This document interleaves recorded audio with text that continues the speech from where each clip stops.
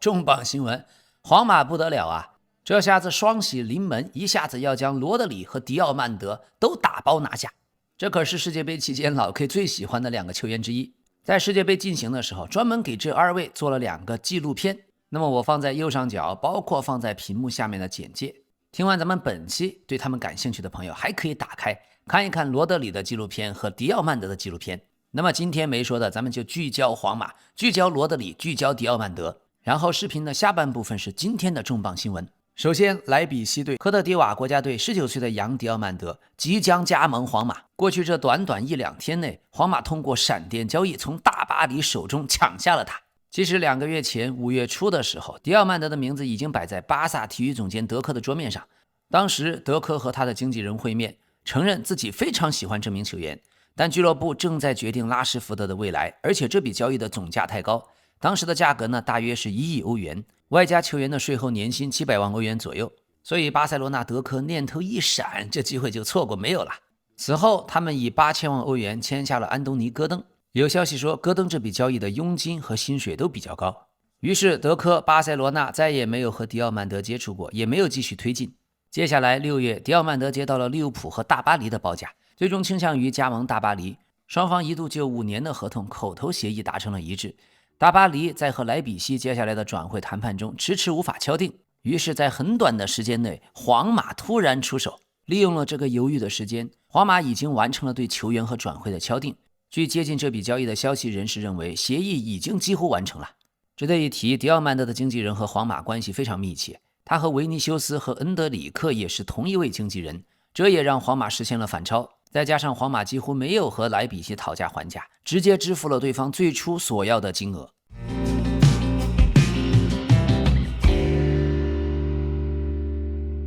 朋友們，悠長的夏日假期，感謝您的支持，能不能先點讚再看，養成好習慣呢？非常謝謝。好，咱們繼續。那麼球員本身呢，迪奧曼德原本非常願意和巴薩簽約，因為他認為巴薩的進攻踢法很適合自己成長。可最終這筆交易沒能成型，巴薩買了戈登嘛。於是他將身披皇馬的白衣戰袍，接下來就要看如果維尼修斯不離隊的話，皇馬將如何安排全部的進攻位置。這裡老 K 提醒一點，現在維尼修斯遲遲沒有續約，迪奧曼德的加盟，從理論上皇馬已經有可能賣掉維尼修斯。而特別有意思的是，迪奧曼德和維尼修斯又是同一個經紀人。從維尼修斯的角度，這個經紀人把迪奧曼德挖過來，威脅了自己的位置。可是從經紀人的角度，一個下窗，迪奧曼德一筆，維尼修斯賣出再來一筆，他自己可是賺得盆滿缽滿。另外，就在現在，比利時知名記者薩查也發文談到了這筆轉會。他寫道：我認為一些俱樂部對迪奧曼德的轉會保持極度謹慎的態度，這是考慮到他目前的經紀公司、球員的團隊以及他前經紀公司之間持續的爭端。當時他決定離開萊比錫的時候，前經紀公司仍然持有代表他的有效授權。好的，那麼有消息傳來，這一筆談判最終圍繞獎金在內，總價達到 1.2 億歐元。而大巴黎此前已經和球員談妥了個人條款，只是沒能滿足萊比錫隊的要價。好，在迪奧曼德的事情上，曼城和阿森納幾天前也電話了解了相關情況，但之後便保持沉默。而最新消息，皇馬有信心在這個周末就能將迪奧曼德搞定，計劃是下周官宣科特迪瓦天才的加盟。不過今天來自羅馬諾的消息，皇馬要想同時拿下羅德里加迪奧曼德，就必須要先賣人。賣誰呢？現在最有可能的是中場楚阿梅尼，曼聯很有可能馬上就簽下楚阿梅尼。皇馬只有通過這樣才能回籠資金。對皇馬來說，迪奧曼德和羅德里這2筆轉會在資金層面必須分開核算。想要落地這2筆簽約，就必須通過賣球員有資金進賬。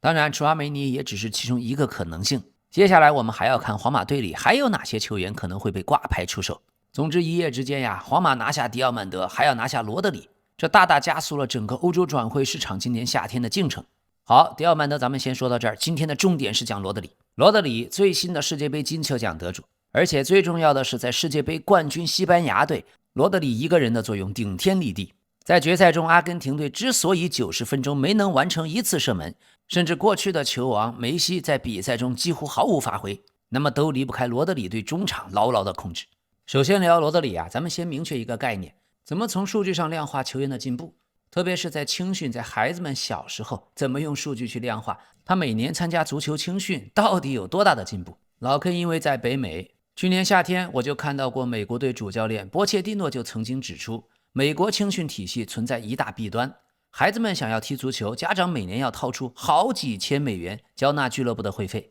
這套模式衍生出2個嚴重的問題：第一，大量的普通家庭因為經濟的門檻被直接擋在門外；第二，比較隱蔽，但是危害卻不相上下。每年到了付費的時候，家長們就想要看到實打實的進步，想要證明過去這筆錢花的物有所值。但是頂尖足球運動員最核心的2個優點，腳下的技術和戰術閱讀能力是非常難去量化考核的。所以美国的教練，包括加拿大這邊，就只能向家長匯報啊，孩子現在100米衝刺快了0點幾秒，臥推的重量提升了20磅啊，等等。這些數據看上去更直觀，也可測量，剛好滿足了家長想要看到投資回報的心理。但久而久之，美国的青训導向徹底偏向身體對抗。咱們從世界杯也能看出來，美國隊、加拿大隊那就是2支田徑隊。所以北美的青训目標不是提升球員的戰術球商，但這卻恰恰決定了球員的上限。對這一點，老 K 在加拿大接觸過的許多青年隊教練，包括美國的教練，都很認同。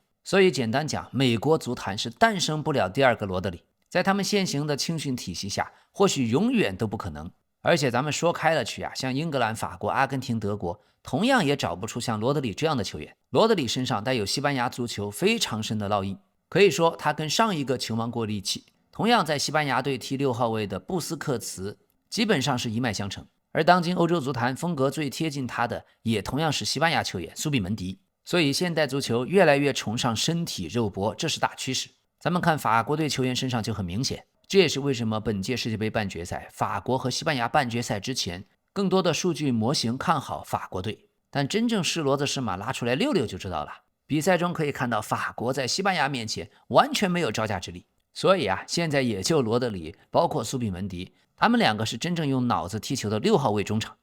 最新的消息，羅德里轉會皇馬的事情，他個人已經跟皇馬達成協議，所有個人方面的合同條件已經談妥，現在就等待皇家馬德里和曼城就轉會費達成協議。這一點咱們許多人都沒想到啊。昨天還有朋友在評論區給老 K 留言，說皇馬又沒有錢，怎麼會到處和球員傳緋聞呢？現在看來咱們都低估了老佛爺的決心。好，但是另一方面，曼城新任主教練馬雷斯卡將是羅德里轉會皇馬最大的變數，因為就他個人而言非常需要羅德里，他也一直在給羅德里轉會皇馬的緋聞潑冷水。馬雷斯卡強調，羅德里一旦傷癒將回歸曼城訓練。現在曼城這邊的背景是瓜迪奧拉離開，而且22到23賽季那一次3冠王班底中的4名首發球員都會在今年夏天離隊，這包括了阿坎吉、阿克、比席爾瓦和斯通斯。同時，曼城現在已經斥資 1.16 億英鎊引進了中場球員埃里奧特·安德森，另外還引進了潛力十足的17歲小將傑里米·蒙加。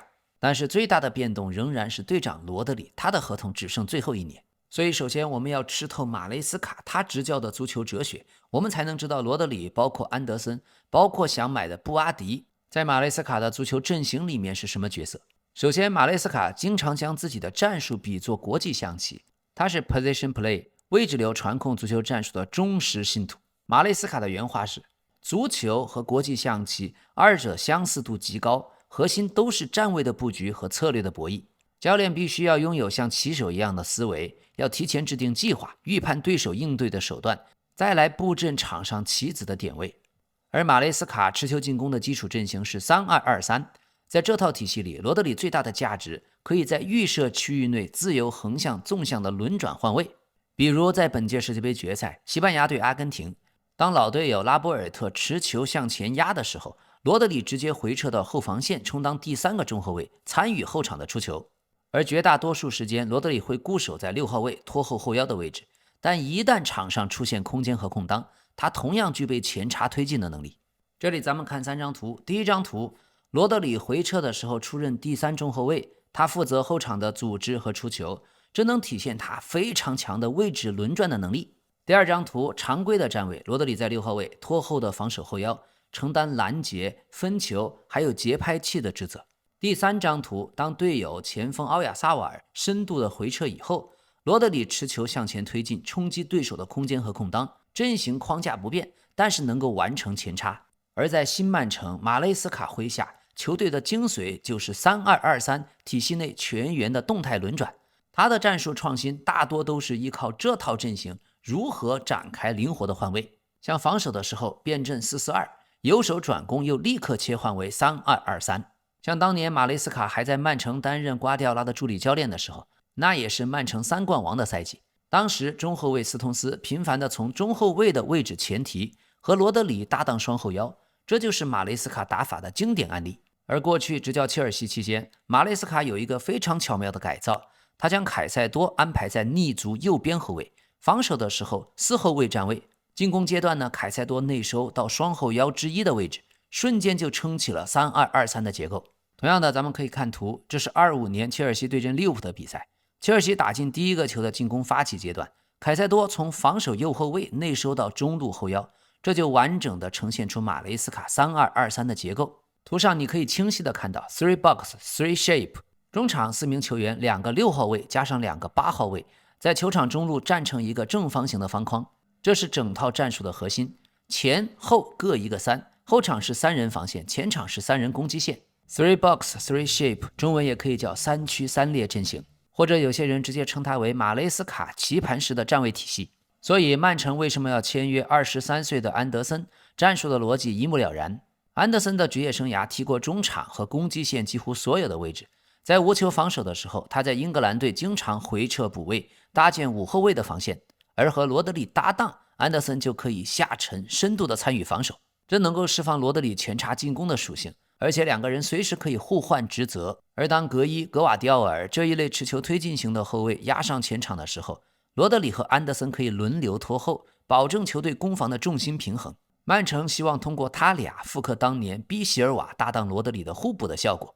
而安德森這個球員，根據德轉的數據，他過去踢的所有比賽在各個位置上的占比，中場中路 44%， 進攻中場 22%， 防守後腰 19%， 邊路 16%， 甚至他還客串過中鋒。而曼城還準備買的18歲的布阿迪和安德森的屬性很相近，可以勝任拖後後腰，也可以踢右後衛或者中後衛多個位置。防守很硬朗，而且持球優雅放鬆，這在一定程度上可以替代斯通斯當年在球隊內的多功能的作用。所以曼城的引援方向也非常明確，挑選球商高、適配傳控主導打法的年輕球員。而硬性的要求核心就是能在馬雷斯卡的體系在多個點位能夠靈活的換位。當多名球員可以動態的互相填補在場上的空當，那麼球隊的陣型既能夠結構穩固，又流動性很強，對手就很難進行針對性的布防。路易斯·恩里克執教的大巴黎也是典型的案例。只是這麼如此複雜的一套打法，需要足夠多的時間來打磨和雕琢。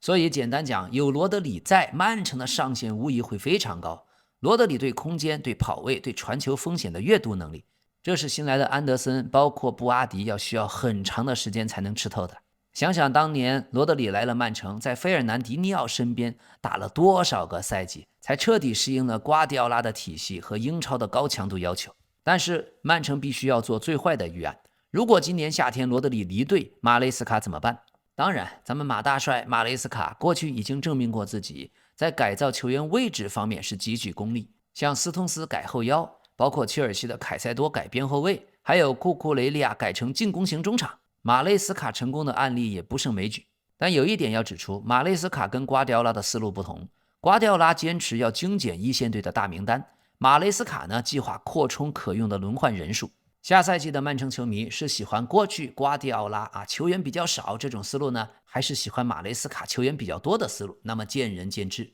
但是這一個差異可以看出，馬雷斯卡無論如何是希望中場的優秀球員越多越好，羅德里無論如何希望留隊，這樣有利於馬雷斯卡下賽季就能拿出一套可行穩定的戰術打法，同時擁有更高的容錯率。那麼接下來轉會皇馬的緋聞將如何發展，咱們拭目以待。但同時提醒大家，羅德里現在大概率他背部的傷情需要手術干預，很可能會長期休戰一段時間。這次世界杯奪冠以後，羅德里也談到過自己過去2年漫長的傷病的煎熬。他說，對我而言，這段日子無比的煎熬，我只想讓年輕的後輩把我的經歷當作一種啟示，跌入低谷的時候依然可以重新站起來，這是我一生信奉的人生準則。人生有起有伏，順境逆境都是常態，但永遠要保持積極樂觀。最新的消息，主教練穆里尼奧已經向皇馬董事會表態了，他需要锋線位置擁有更快的速度和更多的生力軍。新賽季他將堅持4-2-3-1的陣型，所以速度生力軍這兩個關鍵字推動了老佛爺對迪奧曼德的決策。另一方面，穆里尼奧已經強調他的陣型將強化對中場的控制力和硬度，雙後腰加一名前腰將是這套體系的核心變化。那麼目前这些球員楚阿梅尼和巴尔韦德預計會首發雙後腰，伯納多席爾瓦是替補，而貝林厄姆則擔任前腰。但是咱們看世界杯西班牙對法國的比賽已經知道，楚阿梅尼加科内在罗德里面前根本不夠看，況且如果巴尔韦德、楚阿梅尼有一個人受傷，那麼多線作戰的皇馬將捉襟見肘，所以羅德里才顯得如此關鍵。那麼最近這段時間，皇馬的訓練由於世界杯導致多名球員仍然缺陣，穆里尼奧只能從卡斯蒂利亞從預備隊抽調人手，但是戰術體系不容商量，而且戰術的部署也已經非常明確。這兩天皇馬在巴爾德貝巴斯訓練基地迎來了穆里尼奧時代首場熱身賽，對手是阿爾克孔，最後比賽1-0小勝拿下。比賽的前50分鐘向媒體開放，隨後轉為封閉進行。皇馬最終憑借小將亞涅斯在第81分鐘的進球獲勝。而首發陣容裡面星光熠熠，阿諾德、馬斯坦托諾、卡馬文加和土耳其國腳居萊爾都在裡面。開場不久，居萊爾有機會罰點球，但射門被阿爾科孔的門將撲出，比分就一直維持在0-0。而這一場熱身賽，皇馬使用的雙後腰是塞斯特羅加卡馬文加，前腰是居萊爾。而值得注意的是，在賽前和中场休息的時候，前皇馬中場球員德國球員赫迪拉如今擔任穆里尼奧的助理教練，他的角色至關重要。在上賽季，皇馬經歷了更衣室的矛盾頻發，甚至爆發了衝突，所以赫迪拉來了，他將是更衣室最信任的人，他會作為球員和教練之間的紐帶，避免事態惡化，維持內部的穩定。這場對阿爾科孔的友誼賽已經能夠看到這一個作用。赫迪拉始終和球員們保持緊密的聯繫，參與了賽前和中場休息時的搶圈練習。那麼先說回羅德里的事兒。據報道，羅德里將曼城和皇馬的轉會要價定在4500萬歐元加上浮動獎金左右，這才讓皇馬改變了之前的態度。這也是因為羅德里在曼城居功至偉，他的地位非常特殊。但最終的轉會費是多少，還要看曼城是否認可。但很顯然，曼城現在已經意識到自己將失去羅德里的事兒已經不可改變。羅德里和曼城只剩1年合同，而且拒絕了所有續約的嘗試。這件事兒也給曼城敲了個警鐘，迫使他們改變政策，加快和隊內其他未來核心球員的續約，避免這些球員再進入到合同最後1年。所以曼城已經正式宣布和烏茲別克的後衛胡桑諾夫續約2年，新合同將把他留在隊中，直到2031年夏天。就在胡桑諾夫續約的幾天前，曼城還剛剛宣布和菲爾福登的續約，現在他們也不會就此停下。俱樂部正在努力完成和比利時球員多庫以及克羅地亞球員格瓦迪奧爾的續約談判，目標是鎖定球隊主要球星的未来，堵住外部挖人的空間。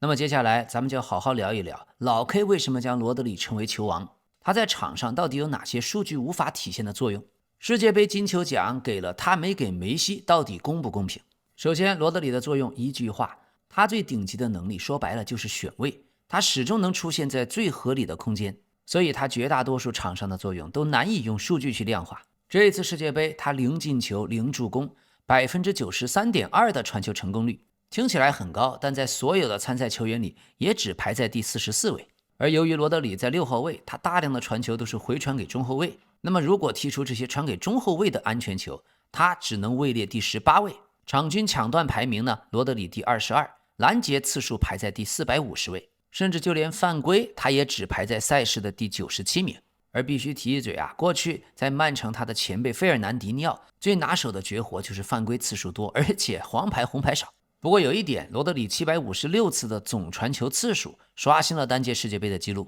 但是過去在世界杯前到最後一場決賽，老 K 一直提醒我的觀眾，大家把眼睛就聚焦在6號位，就看羅德里他做什麼。所以如果你真的看了，你真的已經從球盲過濾器脫穎而出，你已經懂球了，那你就知道羅德里真正核心的能力永遠是選位和站位。西班牙就依靠他精準的對空间的選位和站位，羅德里盤活了整個球隊的攻防流轉，甚至可以說他在場上就像個巨大的引力場，有一種引力的效應，能夠吸引更多對手防守的兵力向他這邊靠攏，並且在对方控球的時候根本就不敢在羅德里的防守區域輕易的傳球。所以決賽裡梅西幾乎全程隱身，羅德里在中場的控制和限制是最重要的原因。而上個賽季的曼城，由於24年歐洲杯剛剛拿下了賽事最佳球員，僅10周以後，羅德里就遭遇了前交叉韌带的重傷，直接缺席了整個24到25賽季，所以缺少他坐鎮的曼城戰績直接大幅的滑坡，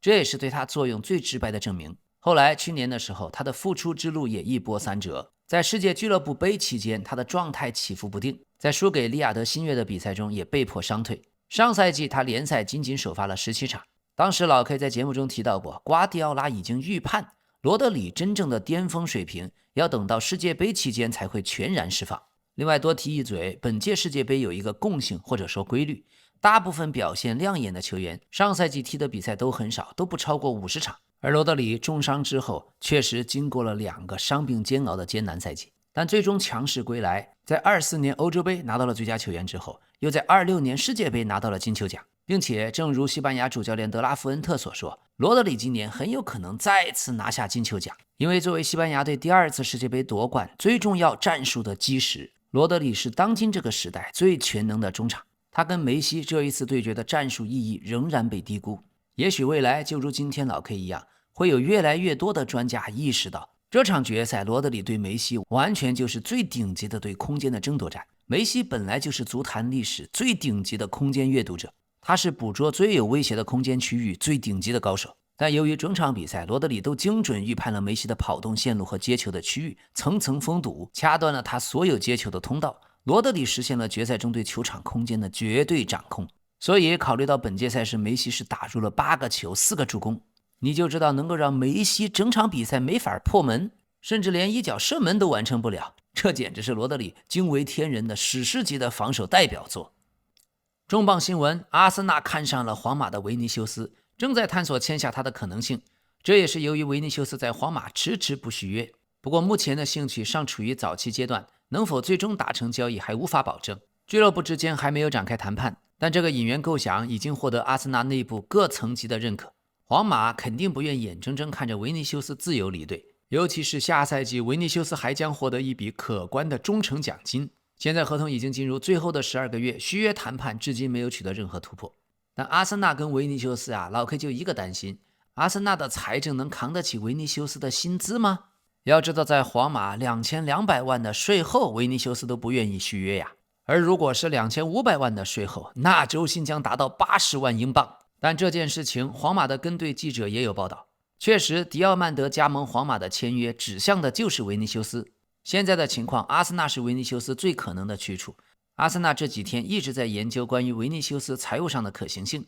另外，根據最新報道，雖然現在皇馬領跑了關於羅德里的爭奪戰，但是巴塞羅那和大巴黎同樣渴望簽下他，尤其大巴黎的管理層正考慮準備採取行動。好，另外馬德里競技方面，關於阿森納想要小蜘蛛，現在馬德里競技主動提出可以將澤凱賴什加入小蜘蛛的交易，阿森納還沒有拒絕。現在阿森納極度渴望簽下阿爾瓦雷斯，而馬競如果決定出售小蜘蛛並且不賣給巴薩的話，那麼阿森納就將全力衝刺，嘗試完成這筆轉會。現在的問題是馬競對阿爾瓦雷斯的標價極高，阿森納本來想壓低報價，同時再單獨為澤凱賴什加盟馬競做一筆交易。馬德里競技現在已經提出願意出售阿爾瓦雷斯，但除了轉會資金，希望引入一名抵賬的球員，所以主動拋出了澤凱賴什這個選項。阿森納還在考慮階段，未來幾周這筆交易的走向將逐漸明朗。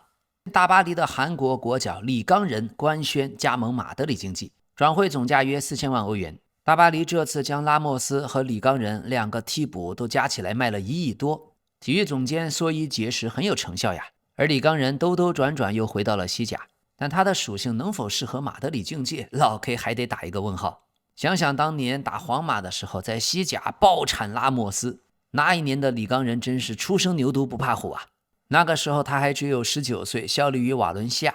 第89分鐘，皇馬已經3-0領先了。當時拉莫斯在中圈背身護球的時候，李剛仁從身後上前逼搶，在完全碰不到皮球的情況下，情緒失控，第一腳踢到了拉莫斯後側的小腿，緊接着左腳連續2次踢向拉莫斯的腳踝，一共踢了3下，直接把拉莫斯踹倒在地，搞得拉莫斯瞬間暴怒，起身衝向了李剛仁，情緒非常激動。好在裁判立刻隔開了2人，直接一個紅牌將李剛仁罰下，才阻止了衝突升級。而李剛仁當時攤着手，還一臉難以置信的表情，不停地向裁判辯解，不理解自己為什麼吃了紅牌。不過多年以後，李剛仁接受採訪也承認，當時確實太年輕了，情緒控制能力很差。後來拉莫斯到了大巴黎，兩個人又成了隊友。但是在韓國國家隊，李剛仁還和孫興敏發生過衝突呢。當時李剛仁帶着幾個年輕球員，快速的吃完了飯，提前離開餐廳，想去打乒乓球。但打球的時候，動靜和吵鬧聲非常大。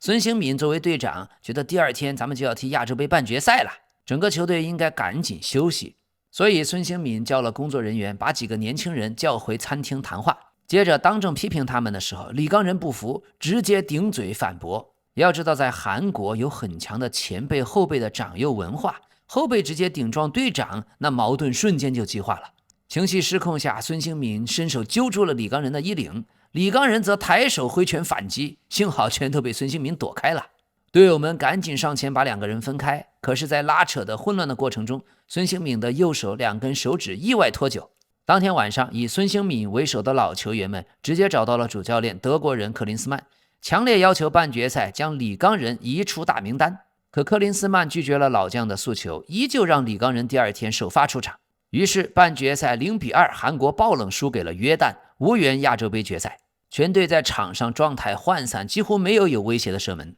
這也導致了韓國足協解僱了主教練克林斯曼，認為他根本控制不住更衣室。而韓國的輿論也瞬間引爆，大家都痛罵李剛仁不懂得尊重前輩。最開始李剛仁還僅僅在社交平台簡短的寫了個文字道歉，可輿論完全不買賬。10幾天之後，李剛仁專程飛到倫敦，當面登門找孫興敏深度道歉談話。兩個人聊天之後才和解了。媒體當時說，其實兩個人此前在集訓的時候，在進攻跑位、戰術選擇上就多次公開的意見不合，早就積累了不少的怨氣。所以李剛仁這個球員，咱們且看且珍惜。東亞球員理論上要支持，但他性格比較衝，25歲的年齡，這一次到馬競對他職業生涯非常重要，踢不踢得出來就看這1-2年吶。那麼接下來他將接過格列茲曼留下的馬競7號球衣，未來咱們高度關注，拭目以待。另一方面，有消息傳出，沙特豪门里亞德新月現在看上了拜仁邊鋒路易斯·迪亞斯。與此同時，切爾西的佩德羅內托也被自己的經紀人門德斯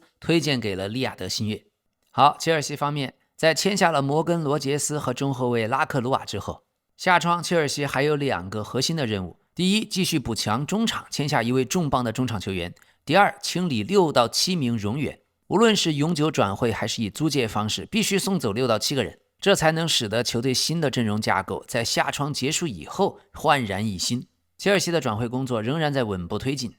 那麼輕鬆一下，今天西班牙球員略倫特和費蘭托雷斯這2人正在伊比薩島度假，可他們親密的照片正在被瘋傳，大家都在討論2人的關係。有的網友說他們之間有化學反應，有默契，還有遠不止友誼的關係。另外有人說他們從未在任何時候躲藏過。還有人留言道，費蘭托雷斯和略倫特他們倆是結婚了還是怎麼的？好，另一邊知名的學語言的 APP 多鄰國最近在社交媒體上公開嘲諷了梅西在世界杯決賽的失利，這引發了阿根廷用戶強烈的抗議。大量憤怒的阿根廷球迷網友紛紛號召集體卸載這個軟件。事件起因是多鄰國在官方賬號上發布了一項填空互動，帖子的配圖將品牌吉祥物小綠鳥打扮成了西班牙後衛庫庫雷利亞的形象，留着標誌性的長捲髮。帖子給出的题目是梅西戰鬥吧，因為當當當誰來啦？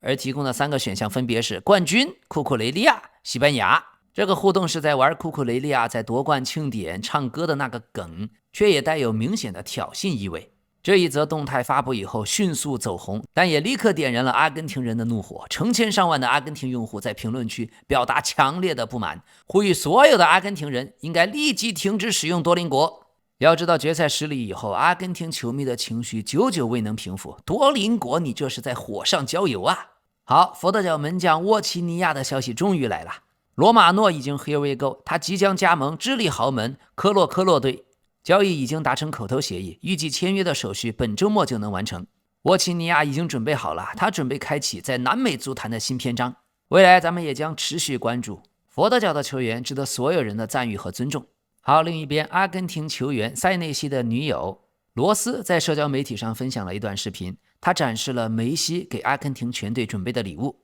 女孩說，我得給你們看個特別棒的東西，你們肯定會喜歡。你們應該看到我在社媒動態裡就發過這個，這是一個定制包，是馬克斯塞內西在世界杯收到的，上面有他的名字。這個是用來喝馬黛茶的，是梅西送給所有球員的禮物，每人一個金色的斯坦利保溫杯，用來一起喝馬黛茶。這裡有一個杯子，還配了一個更大的杯子。塞內西讓我保管好，帶到邁阿密去。他還給了我一些茶葉，以備我想喝的時候用。22歲的女孩羅斯是從切爾西青訓一路踢到了伯恩茅斯女足，在那裡和男隊的塞內西相遇。兩個人第一次接觸是在俱樂部的一次球衣宣傳活動上，之後就發展成戀情，還多次在社交媒體上分享。這名女足的球員也陪伴塞內西經歷了被徵召參加世界杯的整個過程。最後，總裁 C 羅和未婚妻喬治娜婚禮的籌備進入倒計時，他們現在正在卡斯卡伊斯享受甜蜜奢華的度假，這裡有他們濱海莊園的私人豪宅。C 羅的假期即將結束，他需要在7月末到8月初返回沙特報到，所以外界高度猜測這一場婚禮會不會就在最近幾天敲定舉辦。此前有媒體爆料，婚禮的儀式將在馬德拉島的風沙爾大教堂舉行，後續的婚宴則安排在當地一家頂級的奢華酒店。所以現在 C 羅全家动身前往馬德拉島，這一度被大家認作是婚禮即將舉行的最終信號。不過截止目前，兩人在社交平台分享的日常全部都定格在濱海莊園別墅。喬治娜曬出了泳池裡面戲水、海邊出遊、露台一起吃冰淇淋等等常規的度假畫面。而今天《太陽報》也有最新的報道，按照通貨膨脹調整之後，英超歷史上最貴的轉會是09年 C 羅轉會到皇馬，價值 2.92 億英鎊。第二名阿扎爾2019年從切爾西加盟皇馬，價值 2.45 億英鎊。第三名96到97賽季謝林漢姆從布萊克本加盟紐卡，按照現在的價格 2.38 億英鎊。好的朋友們，大家一起繼續享受悠長的假日。老 K 過去最喜歡的日劇之一，96年的悠長假期，木村拓哉、山口智子、竹野內豐、松隆子，還有道森犬和廣末涼子，編劇是最傳奇的北川月粒子。所以老 K 足球新聞，大家一起互相陪伴。感謝您的訂閱，感謝您的熱推，感謝您的點讚，咱們明天再見。